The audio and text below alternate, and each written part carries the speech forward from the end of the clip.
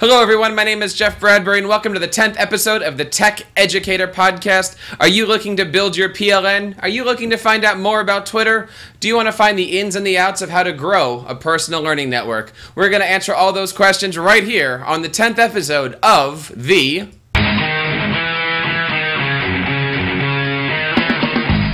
Ladies and gentlemen, welcome to the Tech Educator Podcast, coming to you live each and every Sunday night at 7 p.m. Eastern with your hosts, Jeff Herb, John Samuelson, Sam Patterson, and Jeff Bradbury.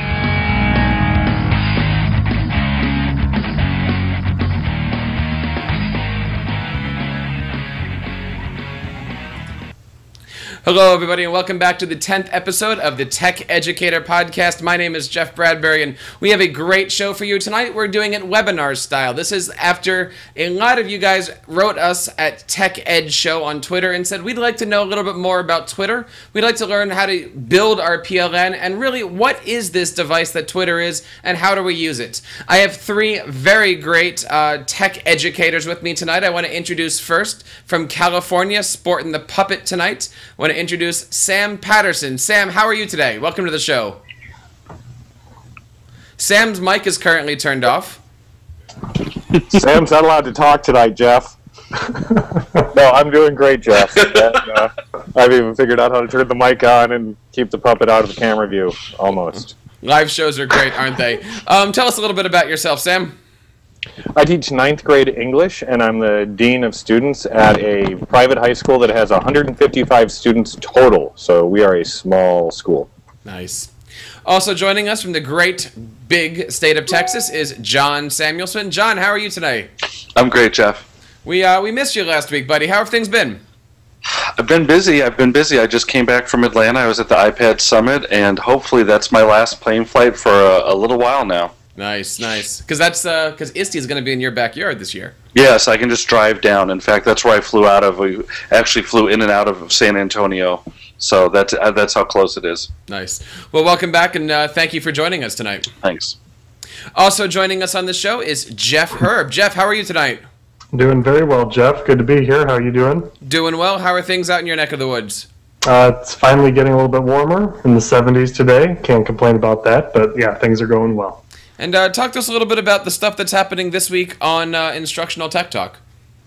This week, we had the developers of the app Explain Everything on the show.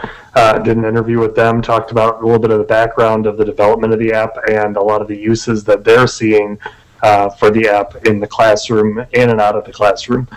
So we had a really great talk. The guys are awesome over there.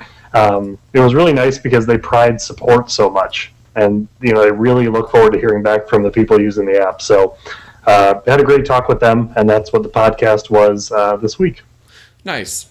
So let's talk a little bit about what we're going to do tonight, guys. We're going to talk all about building a personal learning network, all about building our PLN. And this is certainly a hot topic and one that is seen in just about every conference and ed camp that I've been to recently. I'm sure it's the same for you guys. So let me throw some of these questions out that people have as we go through our conferences. What is a personal learning network? Jump in, Jeff. Jeff? Oh, I'm taking over this one? Jeff, I always defer to Jeff. He's been doing the Twitter presentations lately, so... Okay, that's awesome. Let's do it. A personal learning network or a professional learning network, I use those two interchangeably. You can remove the P depending on how you want to address it as a learning network. I really see it as a way for you to interact with people that you do not see necessarily on a day-to-day basis. And it's kind of like your extended work family that you can go to for so many different things. And you can kind of hone your professional learning network to suit your needs. So, the majority of your learning network will likely reflect what you do on a day-to-day basis. And that's really important because when you have those extra 10 minutes of time to spare, you want to be able to get the targeted information and be able to interact with people that are doing the same things you're doing each day. So I really see a PLN as being a like-minded group of people that come together, whether in person, on Twitter, on Google+, whatever meme it is, and have an opportunity to discuss things that are going on in their day-to-day lives at work. And so tonight we're talking all about one of those avenues of building a personal learning network, which is Twitter. And Twitter, as I've said before, is really one of the ultimate PLNs out there. It's like having 8 million educators all at your beck and call. You can find out anything that you want to know from any topic out there, and all you have to do is tweet about it. And so tonight we're going to show you how to sign up for Twitter, how to create a name, how to create a bio, how to basically make yourself more attractive on Twitter to grow that PLN and be able to have those resources not only for your learning, but really for your classroom's learning. And we're going to talk about ways that you can do that. Jeff, let me throw it back to you. What are some of the ways, or what is the best way for educators to sign in to Twitter? And can you talk to us a little bit about that? Yeah, I'd be happy to. You know, what I'm going to do is I'm going to put up my presentation from one of the conferences I recently presented at about Twitter, because I did a whole presentation about Twitter at a few different conferences recently. And, you know, this is on my website for any of you to use. If you're, you know, a veteran to Twitter and you're kind of tuning in just to get ideas to get some of your colleagues on, you know, feel free to use this presentation. It's on my website. More than welcome to use it. Some of the things that are in this presentation, I put a few QR codes in there. So if you have a QR code reader, you're going to be able to jump to the site directly as we're going through some of these sign-up pages and different websites that you may want to get a quick link to. So get your QR reader handy there. Here we go. Actually, this is kind of cool. I started my presentation with this like whole iceberg idea, and you know, if you don't really have a firm understanding of Twitter, you know, the bit about Twitter that you see above the water is kind of what your general working understanding is. But then everything below the water is what you're missing by not being on Twitter. And people don't really understand that, because if they don't have a firm understanding of what Twitter is, they're going to kind of lose out a little bit. So that's why it kind of started that way. I'm going to skip over this video. It may start, so sorry if you hear it. The reason we kind of jump into Twitter as, you know, new people on Twitter is for new ideas. We're looking to exchange ideas with different people, better your teaching, better becoming, you know, an administrator. There's, you know, leadership chats, become an active learner, a lifelong learner, share resources. I mean, the stuff that you find on Twitter on a daily basis that you can literally just use immediately without really modifying is fantastic.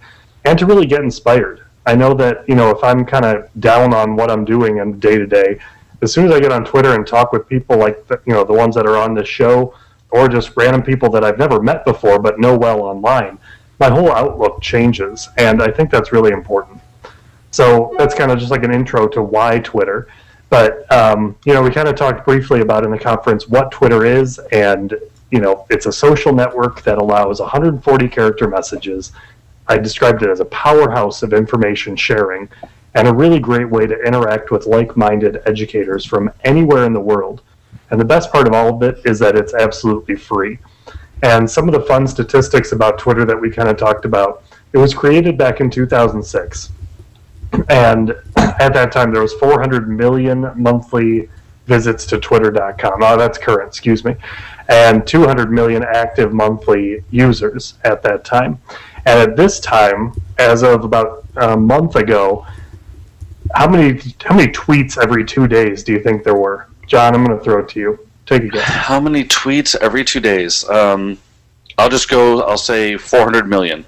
400 million. Jeff, you got a guess? 7. 7 total tweets. And it was all me.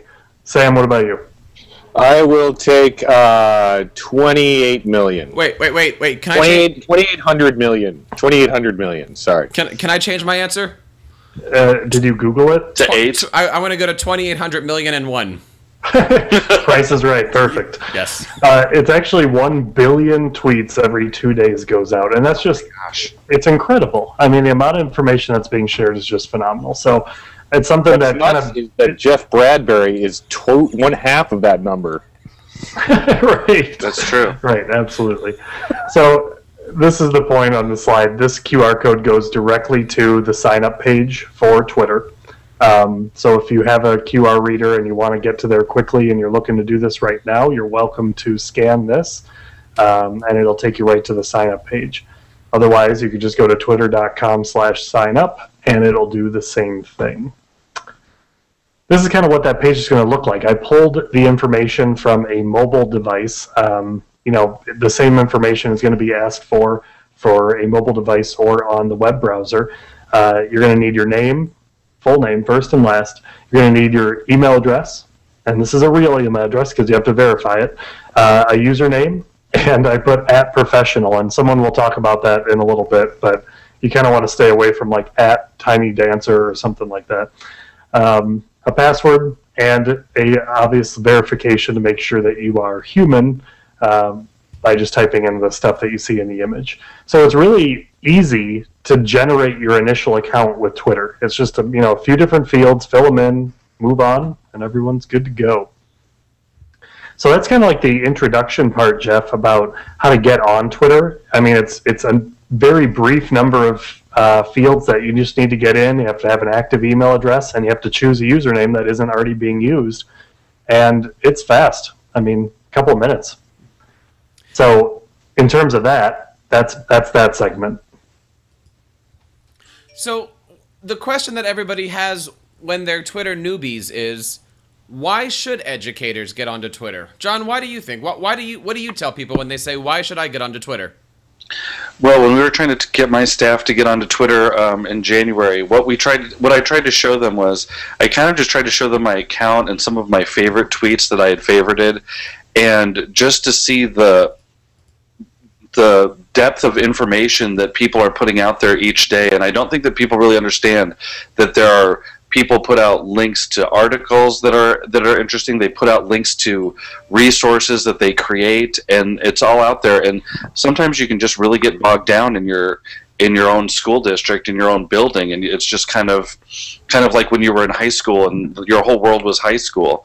And I think that what this does is it just opens up the door, and you can see that there are other educators out there that are having the same type of problems. And if we work together, and we work together smarter and stronger, that the strengths in numbers, and we can really start helping each other out and help our students. And all it takes is one great idea from somebody like Jeff gives me an idea for a project. Maybe I tweak it a little bit and modify it and make it my own, but it's an idea that started from somebody else that I could connect with in Chicago, instead of somebody that's just inside my building who maybe we are just a little bit stagnant at the time. We have our state testing right now, so we're a little bit tired, but maybe somebody is out there that we can connect with that's in a different situation.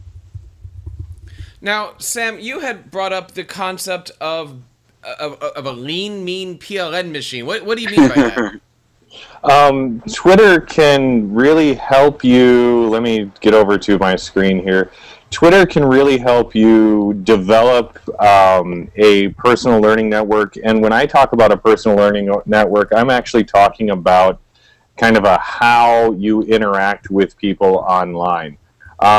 It's not just a group of people. It's a way to approach the internet and really trying to be of use to others, so that when you have a question or you need some help, others will be of use to you. So there's some really basic things you can do when interacting with other people to create, kind of the difference between having 500 advertisements come at you a day and following a bunch of educators you care about. Is about making the right choices when you're setting up your Twitter account. So when I talk about building a PLN, I really focus on interacting directly, as Jeff Herb said earlier, with the people involved, because a PLN is really kind of a person-centered network. So making sure you're interacting with people, and when they share something you like, you send it out again. When someone retweets something that you put in, you say thank you. And knowing why you're using Twitter can help you use Twitter much better. It's a really simple idea that if we set a goal, we will more easily meet that goal. But like one of my goals is that I have a great number of teachers that I can listen to and communicate with. So I have this rule that I do where I follow back all teachers. If I get if somebody follows me and they have the word teacher in their Twitter bio, then I am going to follow them back. I don't even need to think about it. I just follow back. When Aaron Klein sends out a list of, you know, a whole bunch of great educators from Michigan, I'm like, oh, great, I can open it up and, you know, nearly mindlessly follow all of them. And then if they end up tweeting out a bunch of stuff about their pizza or like checking in on Foursquare somewhere, John, you know, and I'm like, that's not really what I want. I can unfollow them. So, you know, that's really what I like to focus on as far as PLN building, is thinking about what you're doing and why, and making sure that when you're interacting on, you know, on Twitter, you're doing it to connect with people, to share their ideas, to build other ideas, and to answer people's questions. Hey, Sam, can I ask you a question?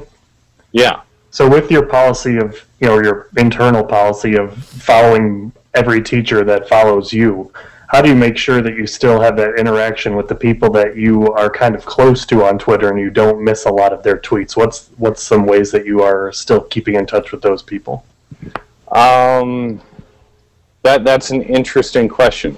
I find that I stay in touch with the people I'm most active with on Twitter because we have ongoing dialogues. Generally, the people that I interact with a lot on Twitter show up in one of the 3 chats I participate in a week, one way or another. Or what I've found, and I'd really like to actually see the study on this somehow, the more I interact with someone online, the more I will notice their tweets. And if I see something that my friend Cheryl is talking about and I don't understand what it is, I'm much more likely to actually click on that, go back to her profile, read back a number of tweets, and see what's going on. But generally, you know, I follow a couple of different hashtags regularly, which means that there are like the EdChat tag and the Patui tag and the Flip Class tag are all hashtags that people I know who have good ideas send a lot of them to that hashtag. So I can even just go to that hashtag. I don't try to read my stream for information, but I'll follow up with particular people for information. Well, my question was, oh, sorry, go ahead, Jeff. I was going to say, all the stuff that you're talking about right now, I think it would be best at the end of this, because we're talking about streams and hashtags, and we're still in the beginning stages of what is Twitter. So let's just back up a little bit here, and let's just talk about, you know, one of the things that you had mentioned, Jeff, which is screen names. What makes a good screen name? What makes a bad screen name? I want to throw this back over to Sam because I know you've got a few examples. Sam, what's the difference between a good screen name and a bad screen name? Well, a good screen name, and there's a YouTube video in our playlist if you want to go with this, but a good screen name is going to be as short as you can make it and clearly relatable to your name and unembarrassing. You know, like Tiny Dancer or whatever, as Jeff Herb was saying, isn't necessarily going to be appropriate in all venues unless you're like a diminutive dancer. Or an Elton John fan, right, exactly. Right, or an Elton John fan, right. But I started off with a very, very long name that was Learning's Living, and I thought that was really great because it expressed a central idea of my philosophy. But I am not my philosophy, so what I really wanted was something that is more particular to who I am. And I couldn't have my right screen name until I developed online somewhat and started this crazy Patui chat, because I do so much work with that. My professional identity is really tied into that now. So my new screen name, @SamPatui, is really more appropriate for that, because people can look at that and they go, oh, that's Sam, he does Patui. It's a good label, it's a good brand. Jeff, would you agree with that? Absolutely. No, I really do. And, you know, it's been something ever since Sam changed his. I've been batting around in my head a little bit too. But, you know, you really do want something that can identify with what you are and what you kind of want to brand yourself as well. You know, the people that are able to do, you know, Jeff Herb, @Jeff Herb is one of the ones I have. And I'm like, God, should I use that one? I don't know. But at the same time, you know, I really do like people associating me with Instructional Tech Talk, because that's what I've worked really hard to build as well. So, you know, I think a lot of it is kind of having the best of both worlds, where you're screen name can be like at INST Tech Talk for Instructional Tech Talk, but your name in Twitter is Jeff Herb. And so people can kind of see that the two of them are tied together, and it works out. So I absolutely think that Sam is right that you kind of want to brand it with your name and what you're doing online, so that people can have an easy way to quickly identify you. And that's so important. I mean, I know for myself, we have at TeacherCast, which is where I call that the business account or the PD account. And that's where I ask all my followers to come, and people like yourself follow. And, that's my account for throwing all the great stuff that's happening at TeacherCast. But I do have an at Jeff Bradbury account, which only I think I'm only following like 100 and some people. And those are really, when you don't want to have those public conversations, at least for myself, I use them for more of the personal stuff, or at least when I don't want to be on, it's nice to have that second account. One's for business, one's for personal stuff. Sure. John, let me throw this to you. Now that we've discussed a little bit about what makes a good name, the next question is how to get noticed. And everybody I've ever talked to says, once I see a tweet, I always look for their bio. What makes a good bio, and how do you write a good bio so somebody else then follows you? I think really on this one, and we were at EdCamp, Matt B. Gomez and I were at EdCamp Houston, and we did a small session on trying to convert some people over to Twitter, and I sat with a lady who was trying to get into her AOL mail account or whatever, so I was trying to be patient with her, and she's going through and she can't get around things. But I think that when I told her, I said, you just stick with the basics and keep it simple, and I think that that's the way to go. And here, I'll screen share really quickly, and I'll show you a couple that I have then. So on mine, I've changed mine around a few times, but for mine, I just have iPad lover, educational technologist, love my family, discovering new ed tech, and I have my website. And so that one kind of works for me. I think I used to have something that said, go ahead and ask me for an app. I'm an app, and I thought it was too braggy. And so I've kind of tried to streamline it down a little bit. I didn't want to seem too braggy. And then I went over to Wes Fryer, and Wes Fryer's, I thought that Wes Fryer's background, I think, it takes a lot away. I don't know, on his, we might need to talk about that a little bit. But what do you want to create today? And then he's got his link to his wesfryer.me. I'm a husband, dad, teacher, digital, and I think that's perfect for Wes Fryer, because he's such a great educator, and I respect him so much. And then you go over to somebody that I totally don't respect, Jeff Herb, and you can see that Jeff's is really good. Founder of Instructional Tech Talk website and podcast, instructional technology director at high school, AP co-host, Tech Educator podcast. I think that just giving little descriptions here or there are good. Now, here I looked back at some of the people that I just got recently onto Twitter. This teacher is tremendous, but if you can see that if she has no bio in there, that it's just kind of, she's a tremendous teacher, but she didn't take the time, and I was hoping that some of the teachers would take the time to put in their bio. And here's some of the other ones, and I noticed that this is kind of this is my principal, but he just kind of put principal of Barton Creek Elementary School, which I think is okay. And then I looked at my librarian, and she's a great librarian, but she just said, I'm an elementary school librarian. But even just something simple like that, I think kind of works for what you need to do. Just keep it simple, but I think you definitely need to put something, even if you don't want to put a picture of yourself in the profile picture, put a picture of just an object then, and put something in there. John, I have a question for you. We spent the last couple of days working with the Student Voice Summit, and it was an amazing time, and we had a chance to really talk about how to not only help us as educators grow a PLN, but how to help those students grow a PLN. And we're talking about students sometimes who are 14, 15, 16. I'll ask John, but I do want to open this to the panel. What kind of information do we suggest our students put on Twitter feeds? We're talking a lot about them building personal learning networks and portfolios. Do the students have a Twitter account that says @JohnDoe? Do they put a big bio up? What would we suggest for educators to suggest to their students? Ooh, that's a tough one. Gosh, since I'm elementary, sometimes we haven't really built the Twitter account. I've built the classroom account, and I've kept that pretty simple. I would say for kids, they probably have to just again I would say maybe keep the information limited, but I would maybe put it as to your interest then, so that if you're looking for other teenagers who are Minecraft players, then that's what you would do, and put I'm a high school student, and I don't think I would put the school then, a high school student interested in looking for connect with other people that are Minecraft players and sharing, you know, different things. I don't know what did anybody else thinks about that. Yeah, I mean, I think it's a username or something that will stick with them for a while, whether they know it now or not. And I would rather them know it now than have to deal with, you know, the repercussions of not getting a job or something later, because, you know, businesses are starting to do that a lot more, and colleges are as well. They're checking Facebook, Twitter, different kinds of accounts to see what these people are like, you know, outside of their application.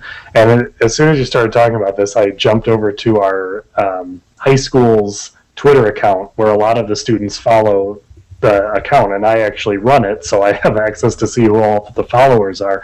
And it's a pretty good mix. It's a pretty good mix between kids that are first name, last name, and the ones that are like, you know, Heart329, you know, Veronica Swag, whatever. You know, it's just, it's very I love random. her. Yeah, great times. So, you know, I think that maybe it is our time to be able to step in and help them identify why it's important to start from scratch with a professional account. That, you know, it doesn't have to be all professional all the time while they're in high school, but if they start out with at least their name, you know, they can kind of curtail it as they get older and more mature on the network as well. So it's definitely something to think about early on. Now, one of the terms that we use as Twitter people is the term egghead. Sam, do you want to explain what an egghead is and why that's not a good thing? Sure. When you start off on Twitter, they've got their bird metaphor, right? And which falls apart at the fail whale, but whatever. But you've got the default picture is an egg. It's just a blank egg. And that is very useful in that you have to have some sort of default picture there. But you could imagine that basically I was looking to see if I had an egg around here. I don't. That egg just signals to everyone that your account has not yet fully been personalized.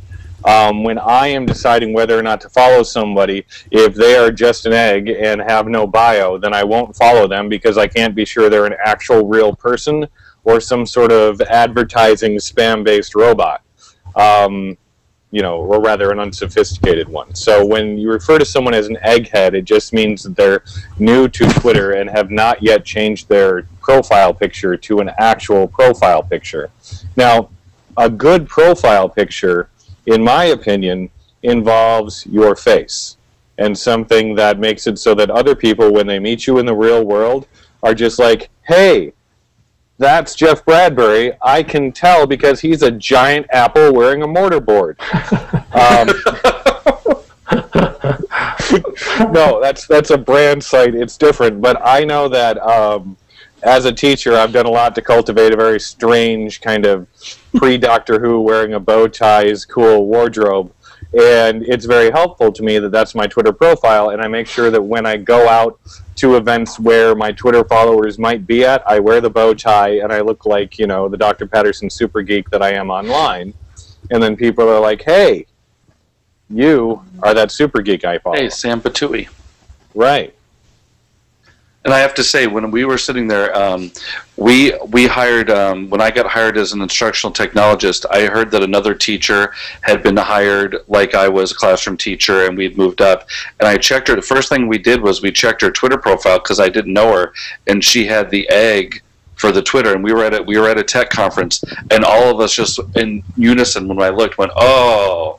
And I totally emailed her and told her she better, if she's an educational technologist, she better get on Twitter and change her profile pic. And she did right away, and then she tweeted back at me, because I was like, ooh, that is not a good start if you're going to be an educational technologist. You need to have a Twitter presence.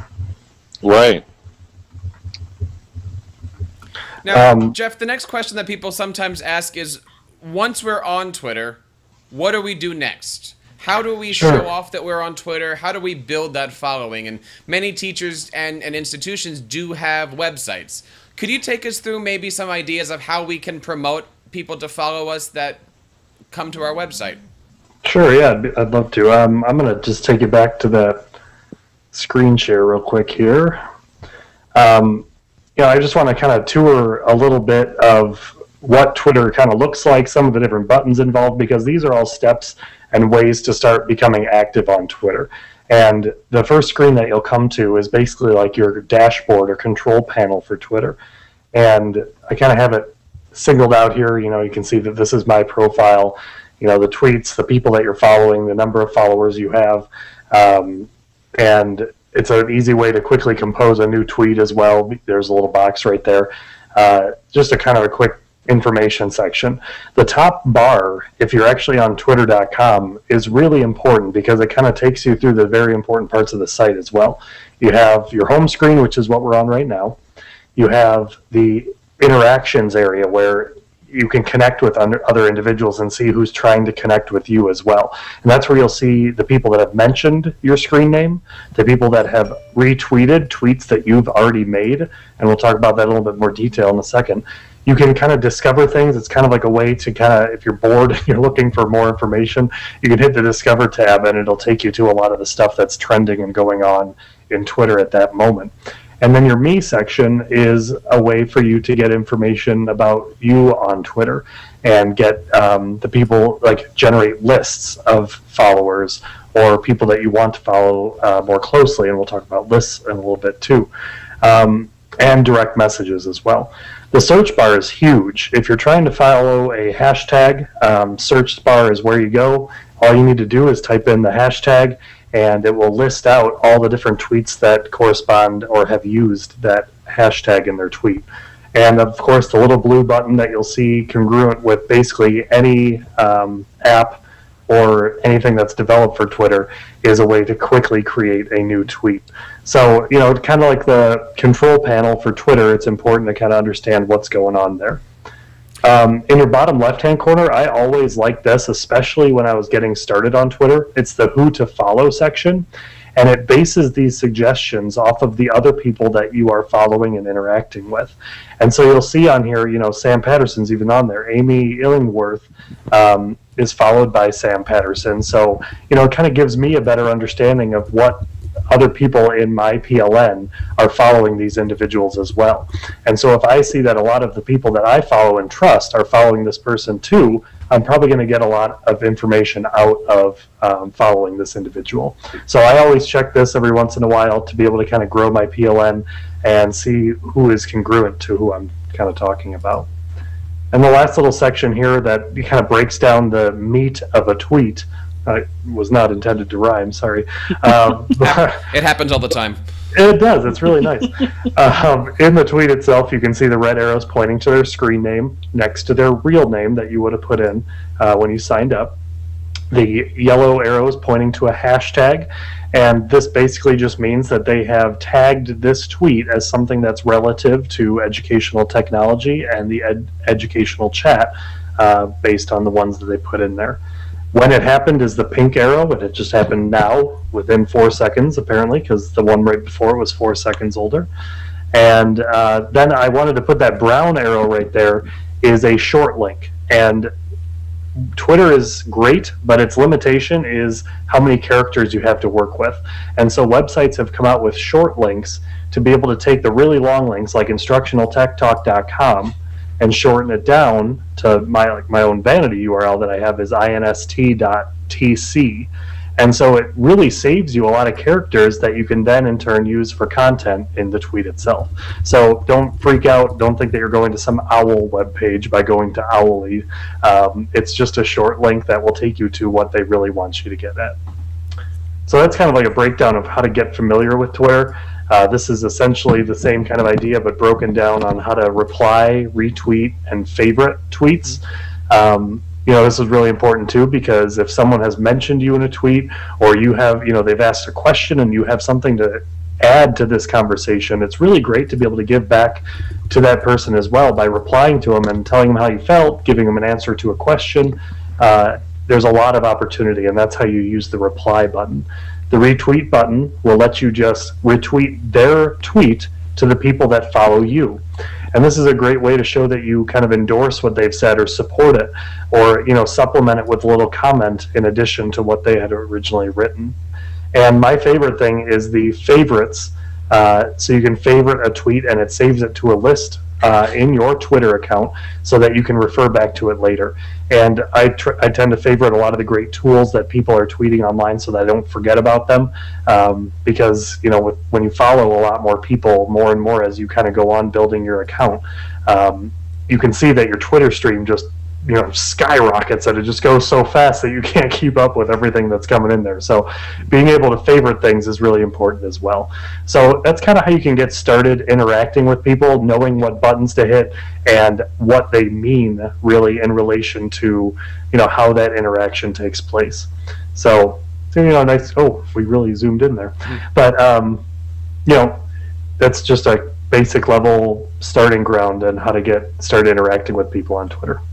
Jeff, thanks so much for taking the time to make up that great presentation and share it with us. One of the neat things about doing a show every single Sunday night at 7 o'clock Eastern is that we're able to have a live audience. And looking over here at teachercast.tv, we have about 13 people watching us right now. And so if you have any questions, please take a moment. And if you are on Twitter, you can check us at Tech Ed Show. We're certainly happy to answer and discuss any of your topics live. And we actually have a question coming in today from @Wells Susan, and she says, thanks for doing this. It's really useful. Thank you for being here. And she says, can we talk a little bit about Twitter etiquette, retweeting, tweeting? And Sam, let me bring you in on this one. You know a little bit about the do's and the don'ts of Twitter. What can you would give advice to on how to do Twitter? Well, Twitter is one of those communities of ideas where essentially the best ideas percolate towards the top because people retweet them. And when you retweet something, as Jeff showed you the button there, it basically just says, okay, here's this idea that came into my inbox, and I'm going to put it in my outbox so that people can see me, people who follow me can see it. So simply retweeting something is a simple way of going, yeah, that's a great idea. And other people will say, oh, okay, great. So they like that idea. Early on in Twitter, I saw somebody share the advice of practice what you retweet.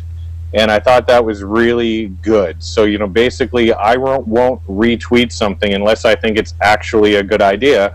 And by and large, I try to open the links before I send a retweet, so I know that if it's actually a good link, then great. One of the ways, there are a couple rules I use as far as what to retweet. I really value blogging and writing. So I will retweet almost anything that has to do with student blogs or anything organized under the hashtag comments for kids. I try to retweet because that's people who are trying to get people to read their students' blogs and comment on them. And you need a big audience to get that done. So by sharing those ideas, and this is where it comes back to etiquette, by sharing those ideas, I let the people who send those ideas out originally know that I think they're a good idea and they're worth sharing. We have another question coming in, guys, from D. Grimes and also from Golden Teach, and their question is about Twitter clients. John, Jeff, could you guys take maybe what are the different Twitter clients out there? How do they work? And I don't know if you guys can quickly throw up some examples here.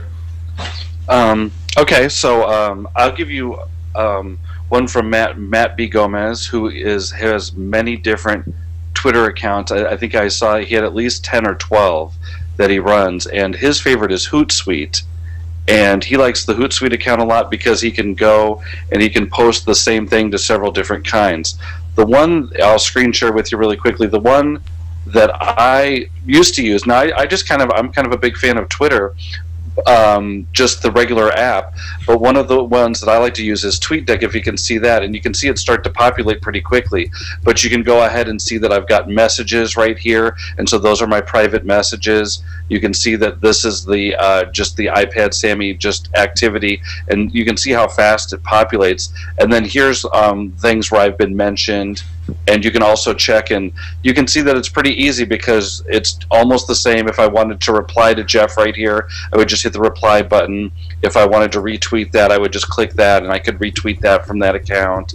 And if I wanted to favorite it, and it gives you some other options too. So there's just some different things that are just different ways to look at it.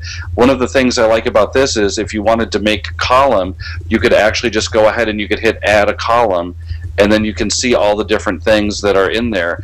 And one of the things that you could add is, let me see if I can find it. I was trying to look for, here, let's just do list then. And you could go ahead and just look at one of the lists. So I could do, if I wanted just to make a school one from all my teachers, I could go ahead and add a column. And now I could see how much the teachers in my school are still tweeting. And it makes me happy to see that even just 1 and 5 hours ago, somebody from my school took my little Twitter chat to heart and tweeted from it. So it's that easy. And for like Sam, who runs Patooey Chat, you could go ahead and you could do a hashtag Patooey, and you could get all the people that are tagging stuff all week long with just that one. So it can really, a client can really focus what you're wanting to focus in on. I think it's certainly great that we were able to help out so many educators who are out there on a Sunday night wanting to learn. Of course, you can catch the Tech Educator podcast every single Sunday night at 7 o'clock. We have more questions coming in. Sam, can you talk a little bit about the word hashtag and what is it? I mean, we've talked about it a lot. We've used the word hashtag, used the word streams, but I believe you were the one that coined the phrase hashtags are magical? It's not magical. They're just magic, and they're a magic based on the fact that the English language doesn't pronounce this symbol, right? And that pound sign, which is only a pound sign to someone old enough to know a push-button phone, I guess.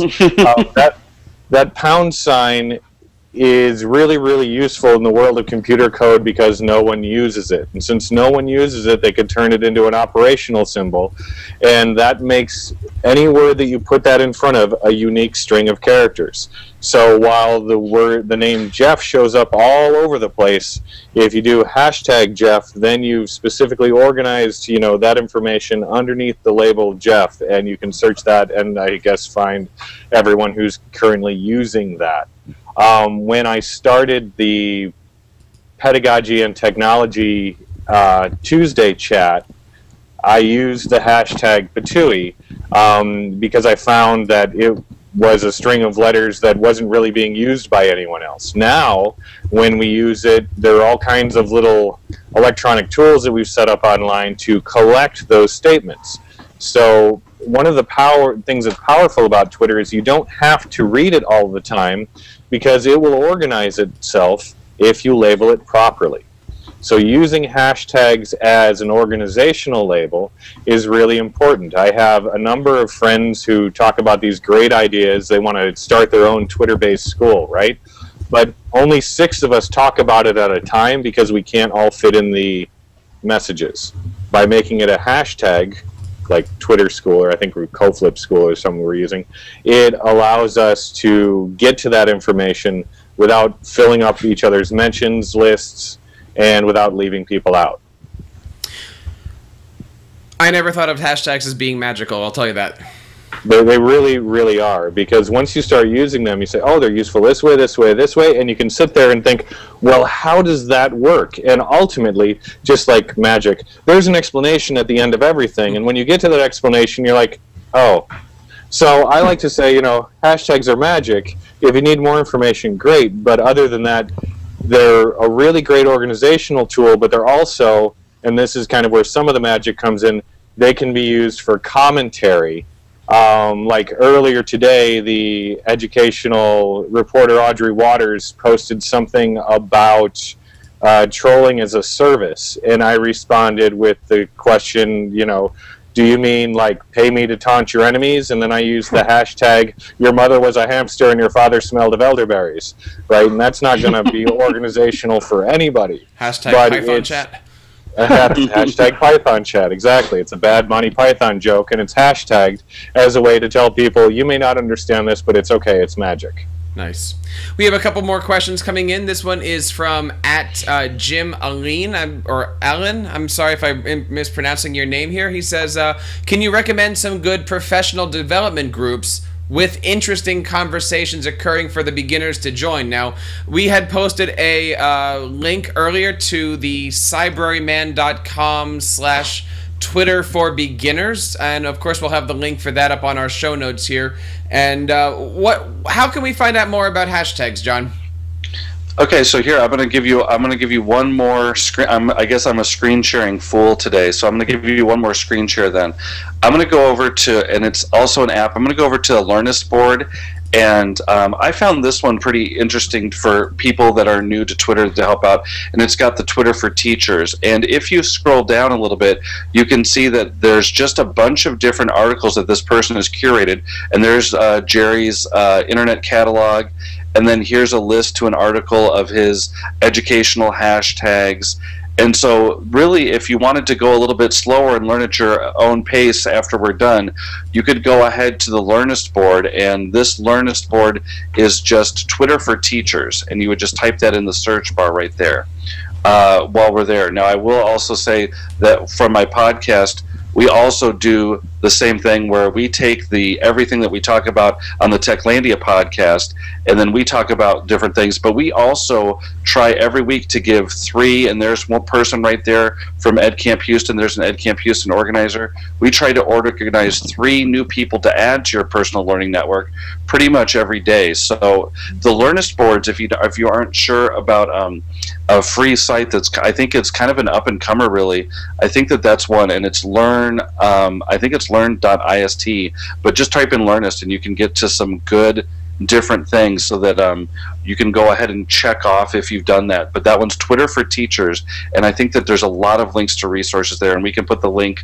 on our page too to just that Learnist board, and I think that would be great. But I really enjoyed Sam's Patui chat for just something. If you're on a Tuesdays are kind of always a dead day sometimes, it's a good chance to go in there. And Sam, what were some of your topics that you did from last week then, from last Tuesday?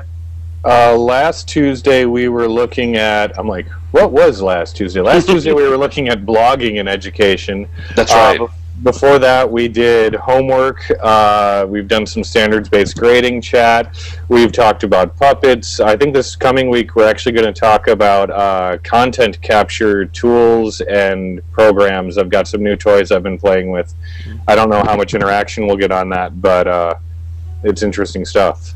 Sorry. Right, I was going to say, I have another resource here for you if you're interested. Let me pull up my MacBook here. If you go onto TeacherCast, and over here on the right side, you click on Search, that actually brings up a Google custom search bar, and if you type in the word Twitter, you'll actually see all the resources that I've been able to find and curate and write about, and others have written about on TeacherCast, all about Twitter, Twitter hashtags, Twitter chats, and right now there's more than 150 links on here, I would say at this point, of how to get onto Twitter, how to use Twitter.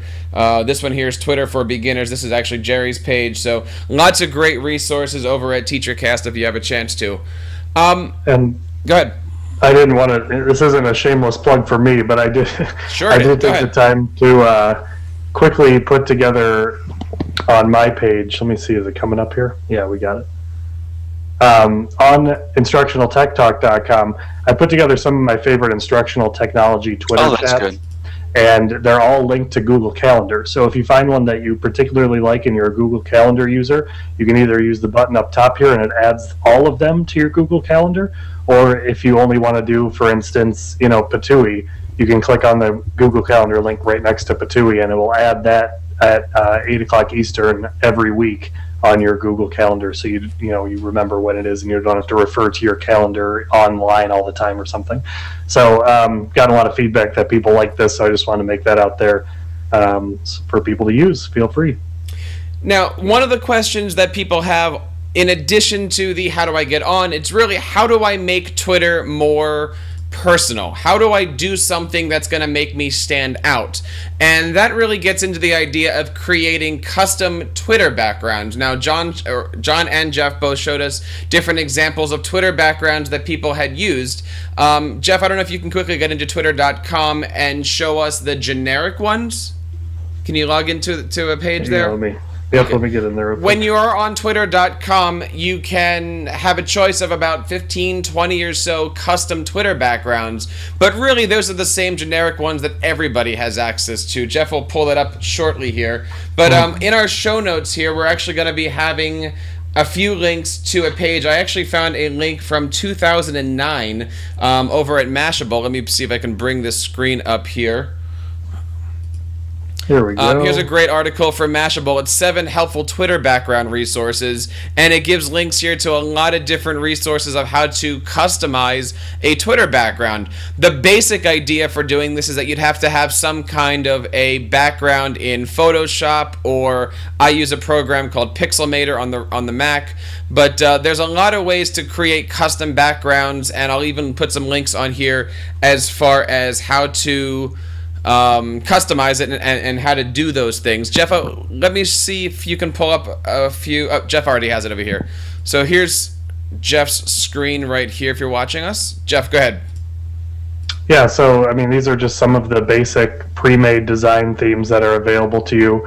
I'll just kind of click through them so you can see what they look like. I mean, they're very basic, and to be honest, I've stuck with this one ever since I started, just because I haven't, found a particular need to change, and also maybe because I've been naive to the fact that maybe I should. But I mean, they're basic enough that they don't take away attention from your tweets, and that's something that I really want to caution people from. Is if you do choose something and you decide to tile it in the background, make sure it's something that will not take people's attention away from what they're really there for. I personally find that a little bit annoying when I find a Twitter account that has that, but at the same time, I rarely use the twitter.com interface. I'm usually on TweetDeck or on my iPhone. I was going to say, how many times do you actually end up with eyes on somebody's Twitter background? Right, it's very rare anymore. I mean, it used to be quite a bit, but I've really completely switched over to TweetDeck and TweetBot on my iPhone. Right. Jeff, have you used that Thamelion down at the bottom, that little thing where it says check out Thamelion?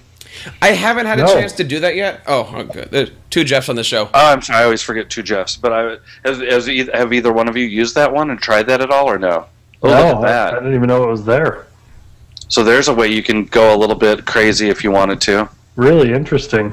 I didn't know that was even there. Adding new features all the time. That's cool. Yeah. So there you go. Good find, John. Thanks. I was just watching you talk about it. Yeah. We have a little bit of time left here in our podcast. Of course, you can catch us every single Sunday night at 7 o'clock. And the nice part about our time zone is that we have the Tech Educator podcast at 7 o'clock Eastern. And at 8 o'clock, once you do get yourself on Twitter, you can follow the hashtag 21st EdChat, 21st Century EdChat, and we're actually going to have the 2 founders of 21st Century EdChat on maybe next week, maybe the week after. We'll see how the calendar goes, but they're actually taking the concept of Twitter to that next level. They're using hashtags, they're having conversations, and they're doing it to help out you and your viewers. So if you're watching this and you're on Twitter, stay tuned. Check out the hashtag 21ST EdChat, 21st EdChat. We have a few minutes left here. If you are watching, and we have quite a few viewers left, and you have any more questions, you can certainly reach out to us on Twitter following at TechEdShow. We'll be happy to do that. There was a question about archiving and where we have all this stuff archived, and I want to share with you guys our brand new website that we're proudly launching. Well, I guess we officially launched it last week, but if you go over to TechEducatorPodcast.com, we have a brand new website. It shows off all of our blog posts, our links, and the neat part about all of our posts, I'll pull up this one here from last week featuring Radar Gaming, our good friend Nick.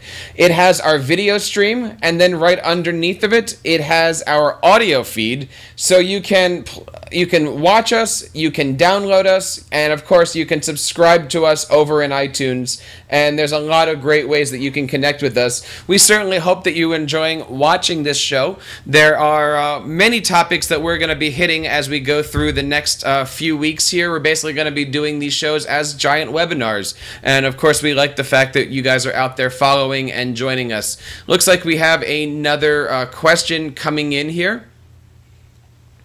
Ah, okay. So the question coming in is, how do we handle Twitter with our classrooms? Anybody want to take that one? Class accounts, how to use it, maybe different lessons for Twitter. Go ahead. I mean, back in the day, I used, and this I'm talking a while back, maybe about 3 or 4 years ago. We did use Twitter for our class, and I just did one solid account, and we did kind of made it generic in the terms, but I gave it to the parents. We kind of locked it down, made the tweets private, and it was really cool because a lot of times when you have your phone, you can sit there and take a lot of pictures about what's going on in class, and it just was a constant stream to update some of the parents on what was going on. And the thing that I got, 2 parents that traveled a ton and said they really enjoyed having the Twitter stream because they could see their daughter or their son and they could know what was going on even if they were as far away as like Japan or China, and they were there, they could kind of go through, and it was they really said that they thanked me for it. And it was before, you know, Twitter was pretty big. I would say it was probably 4 years ago actually, and they were really thankful for it. So I've gotten some good feedback. But for elementary school, which I am, we kept it very solidly locked down. I don't think that people are that scared as much anymore. So I don't think you need to protect your tweets as much nowadays. Now I want to bring up another example here for how to use Twitter in the classroom. This is my class website at nbthsmusic.com. As you can see here, I have a custom Twitter background, which was a real simple graphic that I faded into black, and I took our logo on Photoshop, stuck it on the top left. And as you can see, for a class account, I don't have a bio. I don't need to put a bio because I'm not actually using this account to reach out and build a PLN. But I have a neat little custom logo. I have our name. It's the same exact name as our class website, mbthsmusic.com. And I use it to keep touch with the students and tell them what their homework is. It really is one-way communication. At the end of every class, I share with them what their homework assignments are. In fact, they know that tomorrow is a test. And I have a few of the students follow me, but more importantly, as Jeff was pointing out earlier, you can stick it on your website, which is where I have all my tweets. And so parents and whatnots can come to the site and follow us and learn what's going on in class.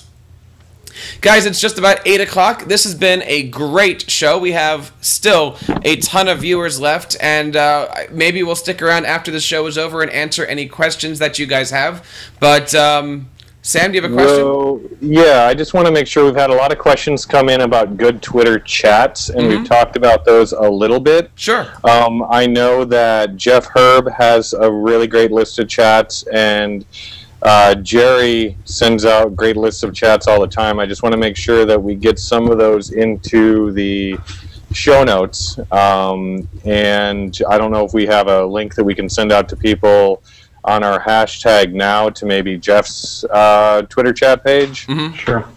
I can do that right now. Great. Thanks for that info. Yeah, if you want to... Oh, I have them up on my screen, but they're all on the ones that I'm going to tweet out in a second, so we don't need to switch to my screen.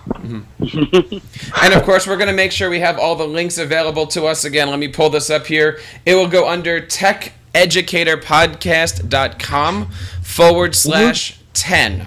So TechEducatorPodcast.com/10. We will make sure that we have all the information, all the links, all the show notes. Everything is going to be up there.